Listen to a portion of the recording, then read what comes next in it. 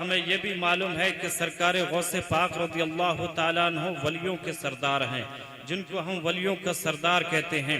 اللہ تبارک و تعالیٰ نے انہیں سید الاولیاء بنا کر دنیا میں بھیجا ہے۔ پیارے دینی اسلامی بھائیوں، سرکار غوث پاک رضی اللہ تعالیٰ عنہ جب اس دنیا میں تشریف بھی نہیں لائے تھے، جب آپ کی ولادت بھی نہیں ہوئی تھی، جب آپ پیدا بھی نہیں ہوئے تھے، اس وقت بھی سرکار غوث کا ذکر ہوتا تھا، اس وقت بھی سرکار غوث اعظم کا چرچا ہوتا تھا۔ پیارے دینی اسلامی بھائیوں، غوث پاک رضی اللہ تعالیٰ عنہ ابھی تک دنیا میں تشریف بھی نہیں لائے ہیں، ابھی تو دنیا میں پیدا بھی نہیں ہوئے ہیں، ابھی تو دنیا میں ان کی وجود، ان کی تشریف آبرو بھی نہیں ہوئی ہے، مگر پھر بھی ابھی سرکار غوث اعظم کا ذکر چل رہا ہے۔ حضرات، انہی سرکار غوث اعظم کا ذکر کرنے والوں میں ایک شخص ہیں، ایک بزرگ ہیں، جن کا نام شیخ ابو بکر رضی اللہ تعالیٰ عنہ ہے، جو اللہ کے ولی ہیں۔ میری بات کو کان لگا کر اور ذہن سے سماعت کریں، انشاءاللہ تعالیٰ سمجھ میں آئے گی، اور سمجھ میں آ جائیں تو مسکرا کر سبحان اللہ کہہ دینا۔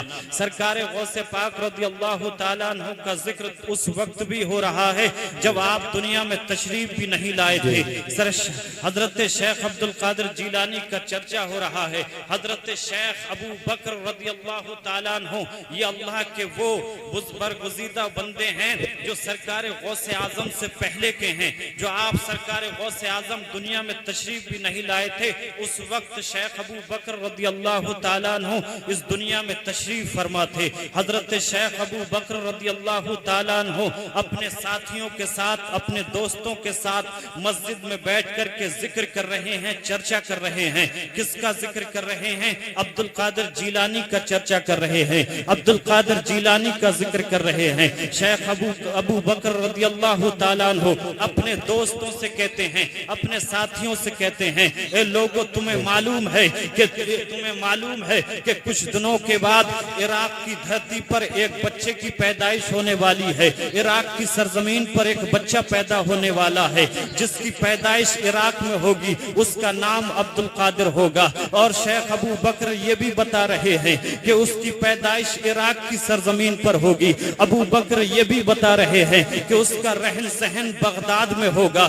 ابو بکر یہ بھی بتا رہے ہیں کہ جب وہ بچہ بڑا ہو جائے گا تو بڑا ہو کر کے وہ یہ اعلان کرے گا، قدمی حاضہی علی رقبت کل ولی اللہ، میرا یہ قدم ہر اللہ کے ولی کی گردن پر ہے۔ حضرات، تاریخ آگے چلتی رہی، تاریخ آگے بڑھتی رہی، حضرات، دن گزرتے گئے، سال گزرتے گئے، اب وہی تاریخ آتی ہے جس تاریخ کا ذکر شیخ ابو بکر نے کیا تھا، جس تاریخ کے بارے میں شیخ ابو بکر نے اپنے ساتھیوں کو بتایا تھا کہ عراق کی سرزمین پر ایک بچہ پیدا ہوگا جس کا نام عبد القادر جیلانی ہوگا، جس کا رہن سہن بغداد میں ہوگا۔ حضرات، عبد القادر جیلانی کی پیدائش ہو جاتی ہے بغداد کی عراق کی سرزمین پر۔ حضرت شیخ عبد القادر جیلانی غوث اعظم رضی اللہ تعالیٰ عنہ کی پیدائش کوئی معمولی پیدائش نہیں تھی۔ حضرات، سرکار غوث اعظم پیدا ہو رہے ہیں تب بھی آپ کی کرامت ظاہر ہو رہی ہے۔ جب عبد القادر جیلانی غوث پاک رضی اللہ تعالیٰ عنہ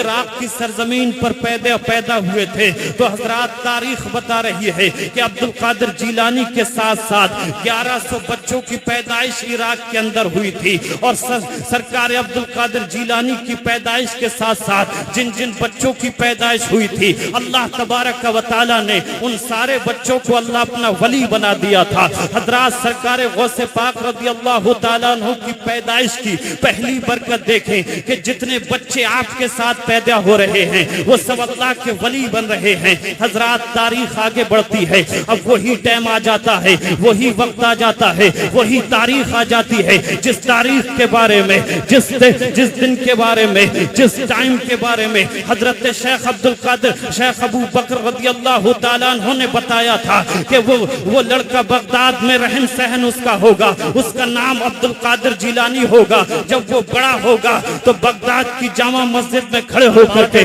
اعلان کرے گا، قدمی حاضہی علی رقبت کل ولی اللہ، میرا یہ قدم ہر اللہ کے ولی کی گردن پر ہے۔ اب وہی وقت آ چکا ہے سرکار عبد القادر جیلانی رضی اللہ تعالیٰ عنہ نے بغداد کی جامع مسجد میں کھڑے ہو کر کے یہ اعلان کیا تھا قدمی حاضہی علی رقبت کل ولی اللہ، میرا یہ قدم ہر اللہ کے ولی کی گردن پر ہے۔ حضرات گرامی، جس وقت سرکار غوث اعظم نے یہ اعلان کیا تھا تو اس وقت چاہے ہندوستان کی سرزمین پر کوئی اللہ کا ولی رہا ہو یا پاکستان کی سرزمین پر کوئی اللہ کا ولی رہا ہو یا عراق و ایران کی سرزمین پر کوئی اللہ کا ولی رہا ہو یا جرمنی و جاپان کی سرزمین پر کوئی اللہ کا ولی رہا ہو، حد تو یہ ہے کہ دنیا کے کسی بھی کونے میں رہنے والا، دنیا کے کسی بھی خطے میں رہنے والا، دنیا کے کسی بھی گوشے میں رہنے والا اللہ کا ولی رہا ہو۔ پاکستان میں رہنے والا اللہ کا ولی یہی کہہ رہا تھا کہ میری گردن پر غوث اعظم کا قدم ہے۔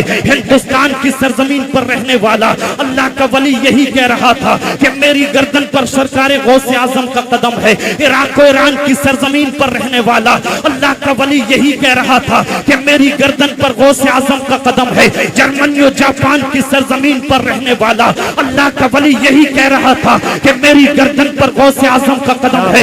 دنیا کے کسی بھی گوشے میں رہنے والا، دنیا کے کسی بھی خطے میں رہنے والا اللہ کا ولی یہی کہہ رہا تھا کہ میری گردن پر غوث اعظم کا قدم ہے۔ جب یہی آواز خراسان کی پہاڑیوں میں پہنچی تھی، خراسان کی پہاڑیوں میں جس کو دنیا ہندوستان کا بادشاہ کہتی ہے، سرکار خواجہ غریب نواز کہتی ہے، جس کو ہندوستان کا بادشاہ کہتی ہے، حضرت خواجہ غریب نواز خراسان کی پہاڑیوں میں عبادت و ریاضت میں مست تھے۔ جب یہ آواز خواجہ غریب نواز کے کانوں میں جاتی ہے تو غریب نواز خراسان کی پہاڑیوں میں اپنی گردن کو جھکا رہے ہیں۔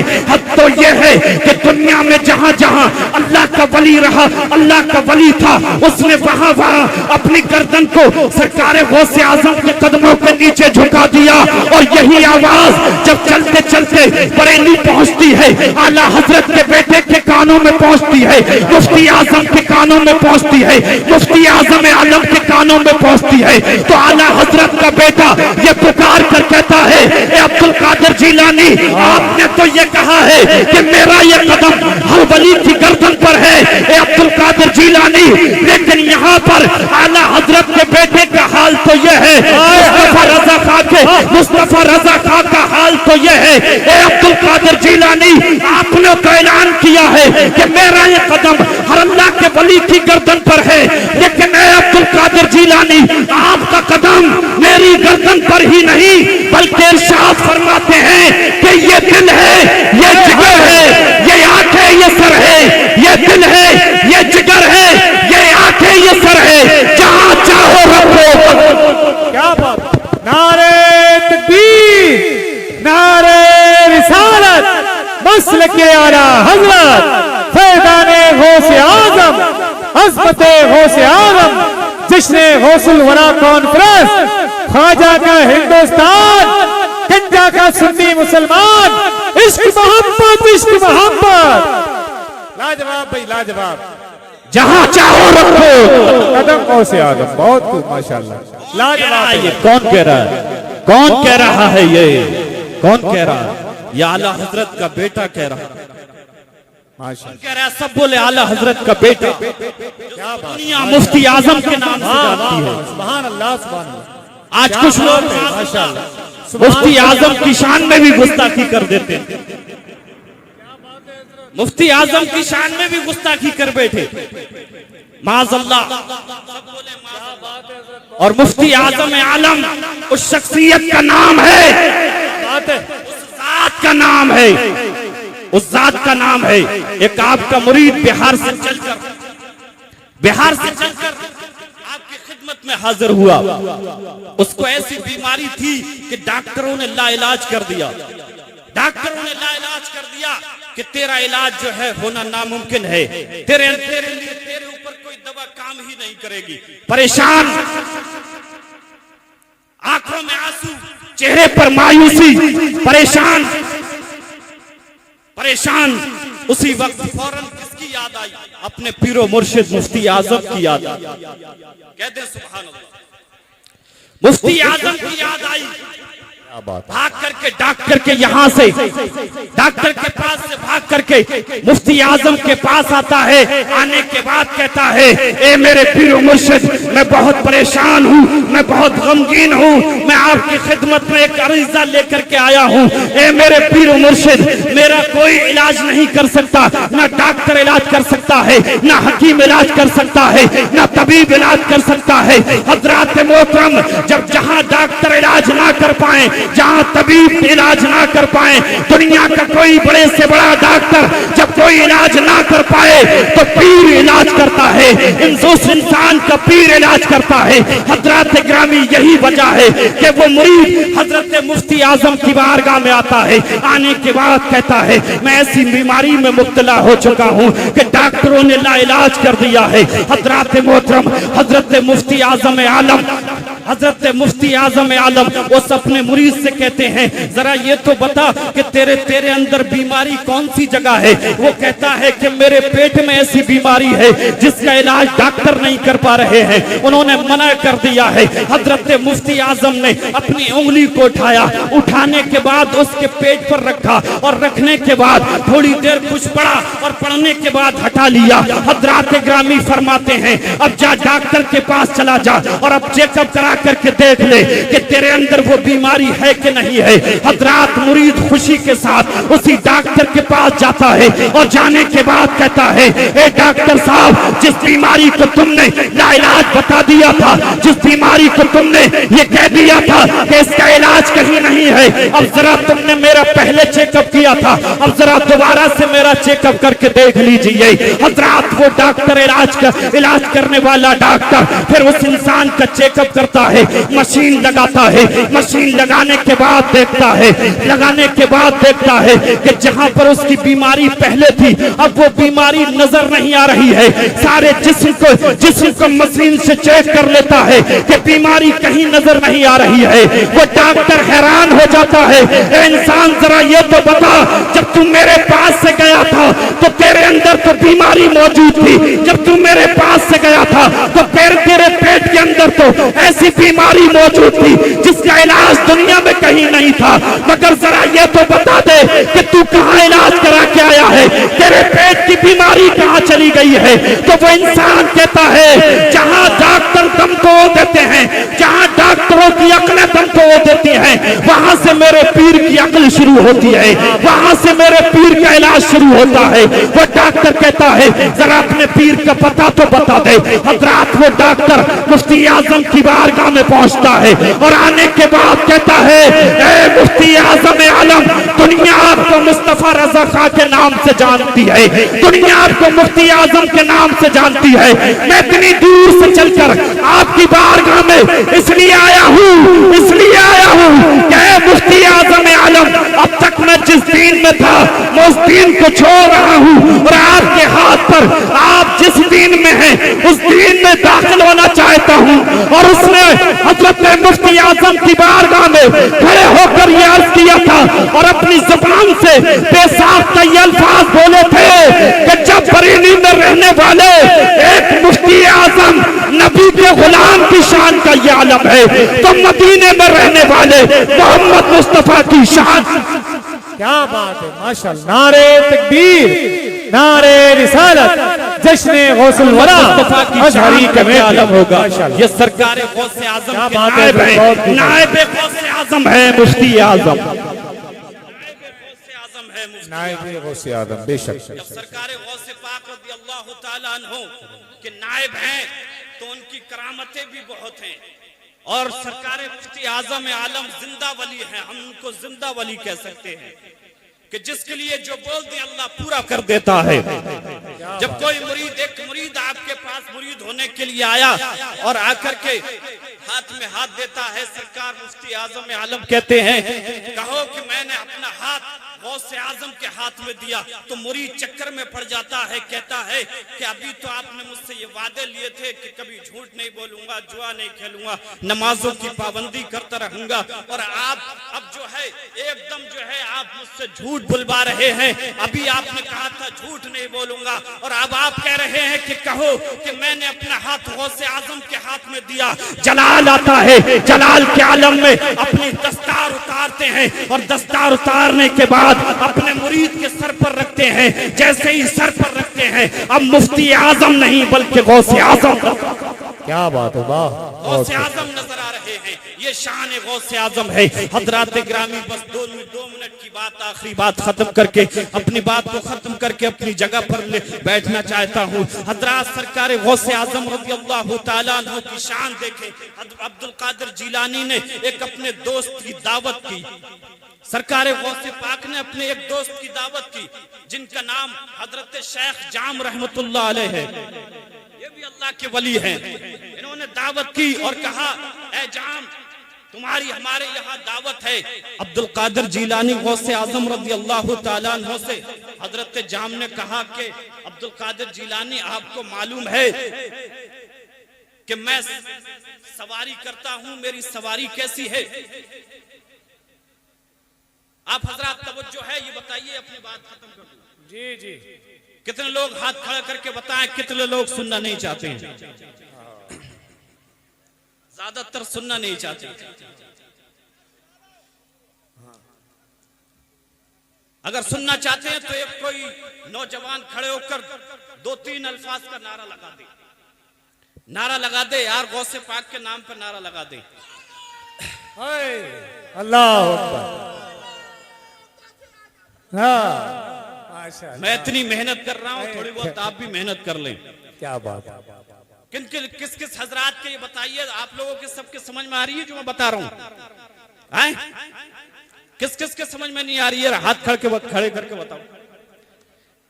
تو عبد القادر جیلانی نے کیا فرمایا؟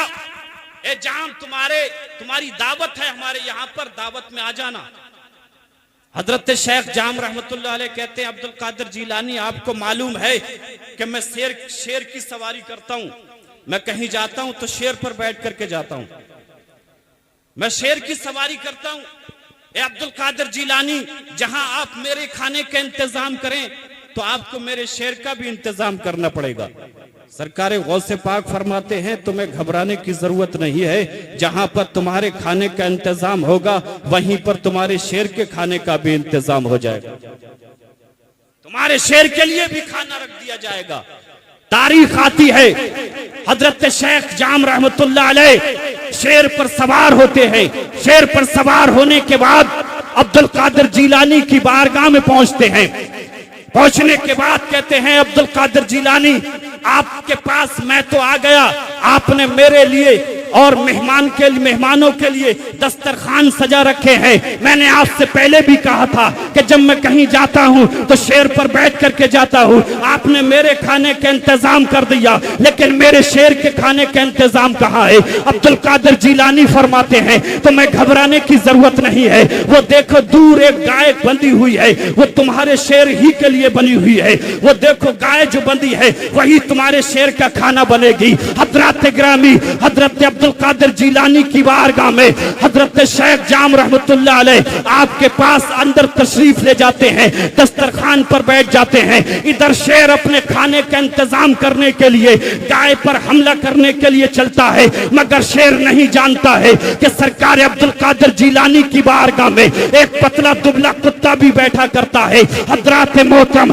شیخ عبد القادر جیلانی کی بارگاہ میں، آپ کی خانقاہ میں، آپ کی بارگاہ میں حضرات محترم جو گائے بندھی ہوئی تھی، جب شیر اس پر حملہ کرنا چاہتا ہے، آپ کی بارگاہ میں، آپ کی بارگاہ سے بچی کچی ہڈیاں کھانے والا کتا، بچی کچی ہڈیوں کو کھانے والا کتا، آپ کی بارگاہ میں بیٹھنے والا کتا جب یہ دیکھتا ہے کہ میرے عبد القادر جیلانی کی بارگاہ میں جو گائے بندھی ہوئی ہے اس کو یہ شیر کھانا چاہتا ہے، حضرات محترم کتے کو جلال آتا ہے۔ جیسے ہی شیر گائے پر جھپٹا مارتا ہے، جیسے ہی شیر شیر گائے کو کھانے کے لیے حملہ کرنے کی کوشش کرتا ہے، ادھر سے یہ کتا شیر پر حملہ کر دیتا ہے اور چند لمحوں میں شیر کو چیر پھاڑ کر کے رکھ دیتا ہے۔ پیارے دینی اسلامی بھائیوں، اب پڑھو اعلیٰ حضرت عظیم البرکت مجدد دین و ملت امام احمد رضا خان فاضل بریلوی رضی اللہ تعالیٰ عنہ کا وہ شعر۔